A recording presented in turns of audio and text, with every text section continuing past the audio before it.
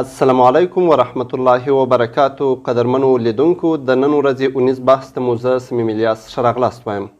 په هیواد کې په دې وروستیو کې ډېر تحولات راغلي. ډېرې سیمې د اسلامي امارت د مجاهدینو له لورې فتح شوې. د کابل اداري عسکرو له زیات شمېر ولسوالیو عقب نشیني کړې. د وروستیو فتوحاتو او پرمختګونو په اړه مو له 2 تنه تکړه لیکوالانو او سیاسي شنونکو د الصمود عربي ویبپاڼې له مسؤل محترم موسی فرهاد او د اسلامي امارت د فرهنګي کمیسیون د تاریخ څانګې له مسؤل قاري عبدالستار سعید سره مرکه کړې. تاسو ته هرکلی وایو. ښه راغلاست. پیل یې له قاري عبدالستار سعید صاحب څخه کوو. که د وروستیو تحولاتو او د مجاهدینو د پرمختګونو په اړه معلومات راکړئ. څرنګه دا بهیر پیل سو او څومره سیمې د اسلامي امارت د مجاهدینو تر حاکمیت لاندې دي؟ بسم الله الرحمن الرحیم. له هر څه مخکې تاسو ته او قدرمنو لیدونکو او اوریدونکو ته سلام او احترام وړاندې کوم. لکه تاسو ته معلومه ده، له تیرو تقریبا 3 میاشتو را په دې خوا دغه د وروستیو فتوحاتو او تحولاتو سلسله پیل سوې ده. د روان 1400 هجري شمسي کال د حمل له لومړیو نه چې د حمل په 2 باندې د لوګر ولایت د سرخ ولسوالي فتح شوه. ورسره د فتوحاتو دغه سلسله شروع شوه چې تر اوسه پورې تقریبا د 190 په شاوخوا کې ولسوالۍ د اسلامي امارت د مجاهدینو تر تسلط لاندې راغلي دي. او په دې کې مهمه خبره دا ده چې یو خو دا ولسوالۍ اکثره پرته له دې چې هلته جنګ وسي، هلته خلکو ته دواړو خوا ته تلفات ورسیږي یا تخریب رامنځته سي، په سوله ییز شکل په دعوتي شکل باندې دغه ولسوالۍ د مجاهدینو تر تسلط لاندې راغلي دي، چې دا یو ډیر مهم انکشاف ده، مهمه لاسته راوړنه ده. او بل دا چې د ولسوالیو د مراکزو نه علاوه په سلګونو لوی پوځي مراکز، کنډکونه، پوستې او قرارګاوې دا له هغه ټولو وسایلو سره هغه د مخالف لوري د کابل ادارې کوم عسکر یا پوځیان یا د پولیسو د اربکیانو کوم منصوبین چې وو هغه تسلیم سوي دي، د اسلامي امارت د دعوت او پیوستون له پروسې سره یو ځای سوي دي. او په دې طریقه نو د هغو ژوند هم ژغورل سوی دی، هغو ته د سر او مال د امن تضمین ورکړل سوی ده، چې دا خپله یو ډیره لویه لاسته راوړنه ده. او له دې نه علاوه د تقریبا د 11 ولایتو مراکز د هغو ځینې برخې هغه اطرافي سیمې، هغه د ښار ځینې نواحي دا د مجاهدینو تر واک لاندې راغلي دي، چې مثلا د تخار ولایت او د بدخشان، د کندوز او بغلان، دغسې د کندهار ولایت، د هلمند او فاریاب او جوزجان ولایت، غزنی، میدان وردګو ولایت، د 2 ولایتو مراکزو ته مجاهدین رسیدلی دي، هغه د ښار په دروازو کې ولاړ دي، حتی د ښار ځینې برخې هم تر خپل واک لاندې راوستي دي. نو دا یو ډیر لوی پرمختګ ده، یو ډیر لوی تحول ده، ځکه په دې سره د افغانستان مطلق اکثریت سیمې، یعنی تقریبا د 115% په شاوخوا کې د افغانستان اراضي دا د اسلامي امارت تر بشپړ واک لاندې راغلې ده. او بل علاوه لا دا چې د افغانستان اکثره سرحدي ولایت، مهم تجارتي بندرونه دا هم د مجاهدینو تر واک لاندې راغلي دي. نو دا واقعا یو لوی تحول ده، یو لوی لاسته راوړنه ده د اسلامي امارت مجاهدینو لپاره. مننه. راځو موسی فرهاد صاحب ته. دغه فتوحات ستاسو په نظر له نظامي او سیاسي اړخه څومره اهمیت لري، او که په اړه یې خپل نظر راسره شریک کړي؟ بسم الله الرحمن الرحیم. تر هر څه وړاندې تاسو ته محترم سعید صاحب ته او د الامارات سټوډیو اوریدونکو او لیدونکو ته سلامونه او احترامات وړاندې کوم. دغه عملیات او دغه فتوحات د وروستي تحولات دا له هرې نګاه چې ورته وګورې، د کله نظامي اړخه او کله سیاسي نګاه څخه دا خورا د اهمیت لرونکي دي. په دې معنا چې دغسې څومره چې د مجاهدینو ته دغه اهمیت لري، دومره د جانب مقابل لپاره د هغې کمزوري، د هغه ضعف، د هغه ضعف په معنا دي. او دا طبیعي خبره ده چې د 2 داسې قوتونو ترمنځ چې هغه ترمنځ هیڅ تناسب نشته، یعنی په وسایلو او د ظرفیتونو د قوت په لحاظ باندې یو د نړۍ زبرځواک بلل کېږي، او بل په نړۍ کې داسې یو کمزوری لکه د افغان ولس یا اسلامي امارت مجاهدین چې د وسایلو د هر لحاظ څخه ډېر ضعیف وو. د دوی ترمنځ سخته او د تقریبا د 12 لسیزو شدیده مقابله وسوه او تاریخي مقابله په دغه کې بالاخر مجاهدینو ته الله پاک بریا ور نصیب کړه. نو دا واقعا یو ډیر اهمیت او ډیر لوړ ارزښت لري. د دې سختې مقابلې په نتیجه کې چې اوس الحمدلله اشغالګر له وطنه څخه په تلو دي په وتلو دي او اشغالګرو هیله دا وه چې دوی چې کوم اهداف درلودل په افغانستان کې د دوی له وتلو وروسته به هغه د دوی کوم رژیم کوم اداره چې په کابل کې جوړه کړې ده هغه به دغه رژیم ساتي. د دوی دا هیله وه، د دوی دا امید وه. نو د هغې امیدونه او د هغه کوم توقعات و هغه وخت له مایوسي باندې واوښتل چې دغه رژیم دې ته نږدې شوی ده چې نور له پروپاشي سره مخ ته دغه نظام دغه دوی کوم پوځ چې روزلی و دغه باندې چې کوم په میلیاردونو په ټریلیونونو ډالر مصرف کړي وو هغه اوس له داسې یو حالت له داسې یو پروپاشي سره مخ ته چې خود به خود راځي او تسلیمیږي په سلهاوو ولسوالۍ لکه سید صاحب چې وویل 15-80% ځمکه د مجاهدینو تر لاس واک لاندې راغلې ده، دوی تسلیم شوي دي. نو دغه توقعات د دشمن هم له خاورو سره خاورې شول چې دوی ویل چې اهداف په دغه نظام ورته ساتي، دغه نظام وپاشل شو او دوی هم ووتل. نو دا ورشتیا هم یو دنیا دپاره هم حیرانونکې مقابله وه او نتیجه یې همداسې شوه چې د افغان ولس او د مسلمانانو په خیر و. مننه. محترم سید صاحب، ویل کېږي چې په دې وروستیو میاشتو کې د افغانستان څو مهم بندرونه د مجاهدینو لخوا نیول شوي. دا بریا د اسلامي امارت لپاره څومره مهمه ده؟ بلې په دغو وروستیو تحولاتو او فتوحاتو کې د افغانستان اکثر هغه بندرونه چې له نورو هیوادو سره دي هغه د مجاهدینو تر تصرف لاندې راغلي دي. مثلا که موږ له شمال شرق نه را شروع کړو، بدخشان ولایت چې له چین سره د واخان کومه سرحدي سیمه لري دا د مجاهدینو مکمله د مجاهدینو تر تصرف لاندې راغله. ورپسې د اشکاشم په نوم تاجکستان سره یو عارضي بندر لري او دغسې په تخار ولایت کې د خانم بندر ده او په شیرخان بندر ده په کندوز کې او دغسې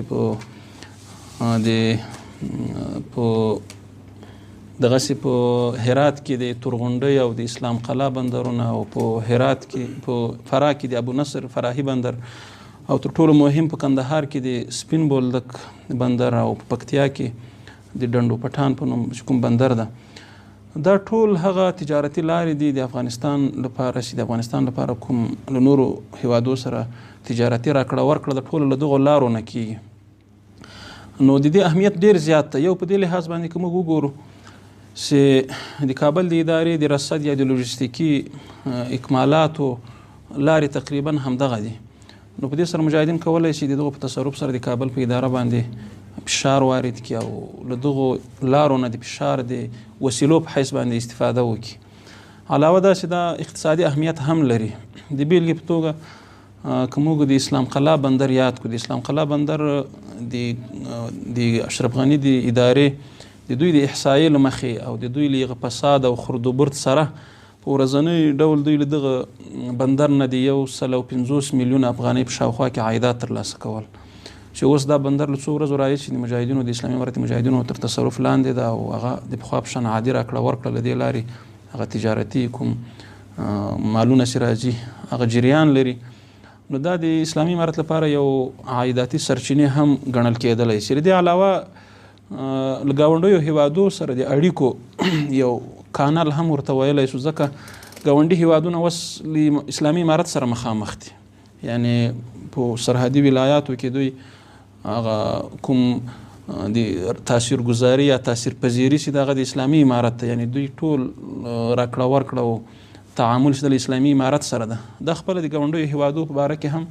ګاونډیو هیوادو په نسبت هم د اسلامي امارت موقف هغه لوړوي او د اسلامي امارت لپاره یوه لویه لاسته راوړنه ګڼل کېدی شي. نو په څو لحاظو باندې دغه بندرونه ډېر مهم دي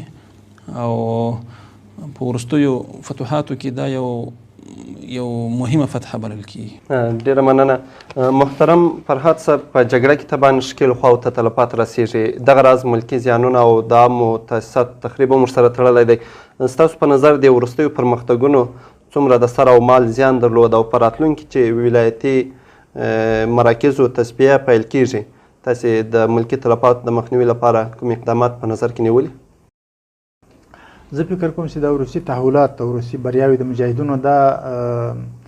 یو ځانګړتیا یې دا ده چې په دې کې تلفات بیخي کم وو او یا د نشت برابر دا په دې خاطر باندې چې مجاهدینو اکثره ولسوالۍ چې نیولې دي هغه ټولې بې له جنګ نیولې دي یعنې ټولې که نه وي خو ډېر کم ټاک ټوک پېښ شوی ده او نور اکثره پرته له جنګ نیولې د دې وجه دا و چې یو خو اسلامي امارت لخوا دی چې د عمومي عفو اعلان وسی یعنې کابل رژیم کې چې کوم خلک دي عسکر دي او کارمندان دي هغو ته ټول عمومي عفو اعلان سو هغوی له دې په استفادې ټول له جګړې لاس واخیست او پرته له جګړې مجاهدین هغه ساحو ته داخل سول ولسوالۍ ونیولې نو په داسې حالت کې خو طبعا تلفات نه پېښېږي اما دا دښمن چې دا تبلیغات کوي چې کله کله داسې ادعاوې کوي چې مجاهدینو ته دومره په سواو مجاهدین شهیدان کړو بمبارونه وکړو دا مو کړو دا مو کړو یو خو هغه دروغ حقیقت نه لري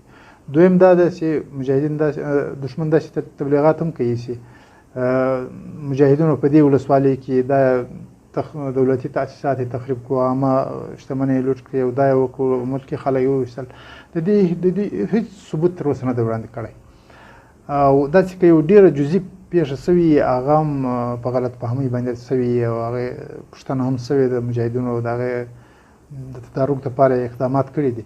نو طبعا په دې کې تلفات نه رامنځته کېږي په دې شي کې او داسې ته وروسته به مجاهدین ښارونه نیسي ولایات به نیسي هغه کې به تلفات رامنځته کېږي زه فکر کوم په دې خاطر باندې دا اوس پر لوی ښارونو باندې مجاهدین عملیات په دې خاطر نه کوي چې تلفات رامنځته نه شي او وروسته به کوشش کوي چې په داسې تکتیک باندې دا ځایونه ونیسي لکه ولسوالۍ چې په هغه کې هم تلفات رامنځته نه سو یا به خود به خود خلک د تفاهم له لارې پرېږدي او یا به پر هغو باندې دغسې حلقه تنګېږي چې هغه دې ته اماده شي چې د ولایتونو ښارونه پرېږدي دا پرون موږ تاسې دغه خبرې واورېدلې د کندهار د والي صاحب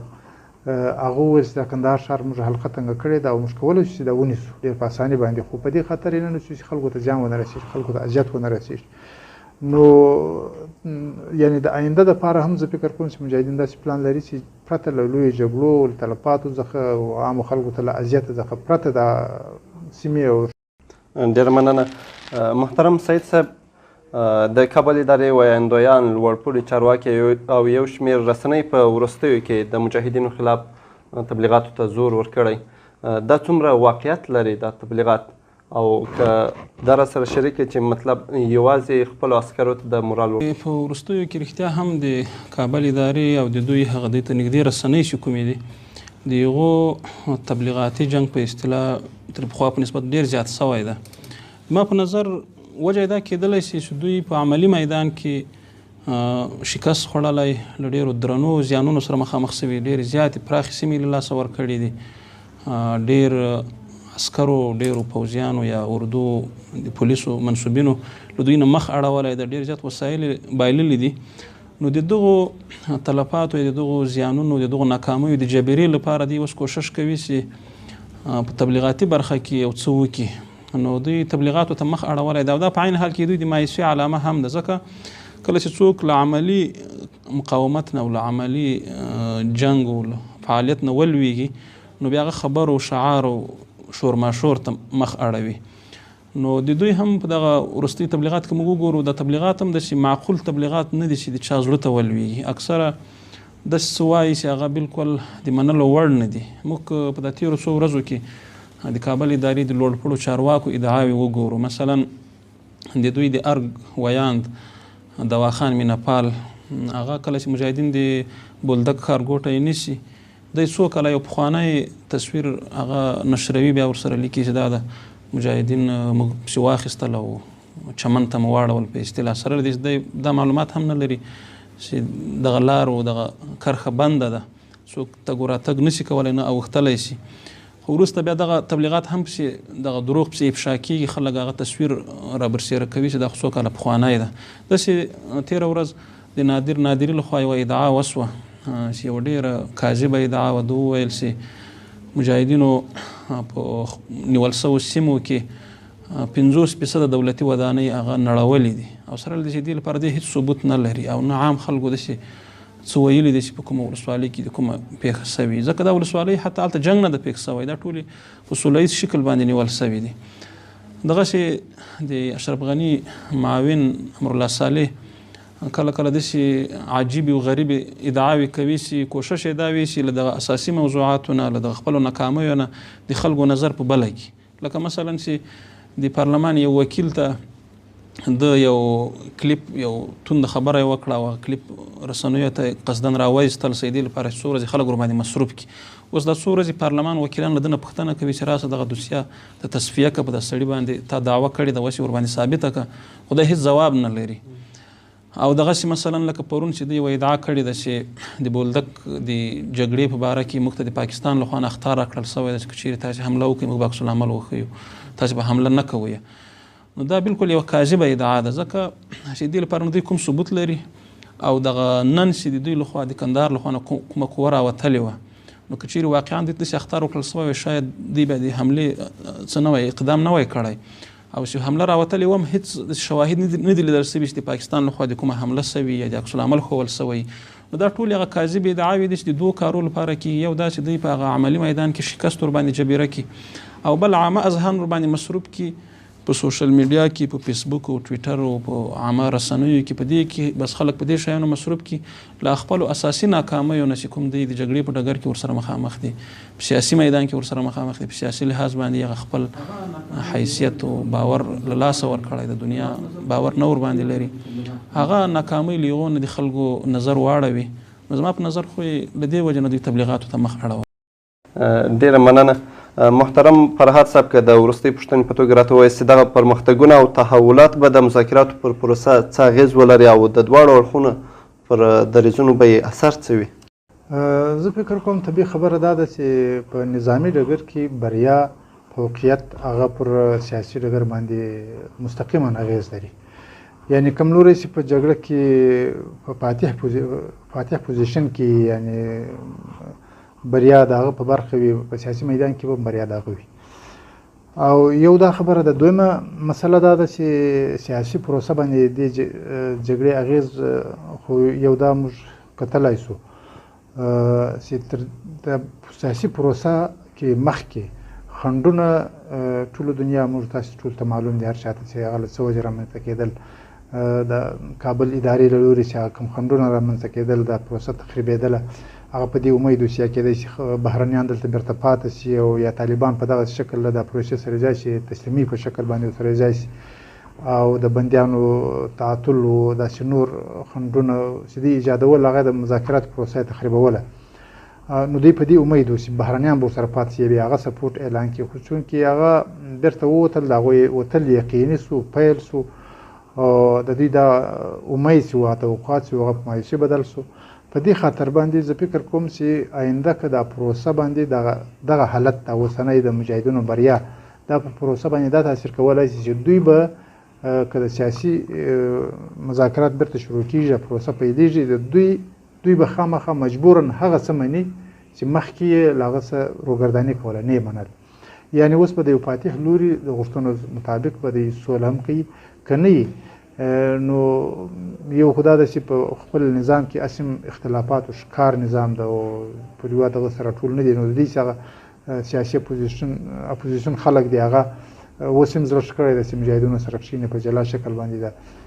مذاکرات وکړي، نو طبعا هغه به بیا د سولې او ابتکار به هغه په لاس کې اخلي، دغه به اثرات وي د دې عملیاتو. ډېره مننه. د نن ورځې د ونیز بحث میلمانه مو محترم قاري سعید او موسی فرهاد و چې په هیواد کې د وروستیو تحولاتو او پرمختګونو د نیول شویو بندرونو او دا چې څنګه د ملکي تلفاتو مخنیوی کېدلی شي په دې اړه معلومات را سره شریک کړل. زموږ د نن ورځې ونیز بحث په همدې ځای پای ته رسیږي. تر بیا مو پر لوی الله سپارو.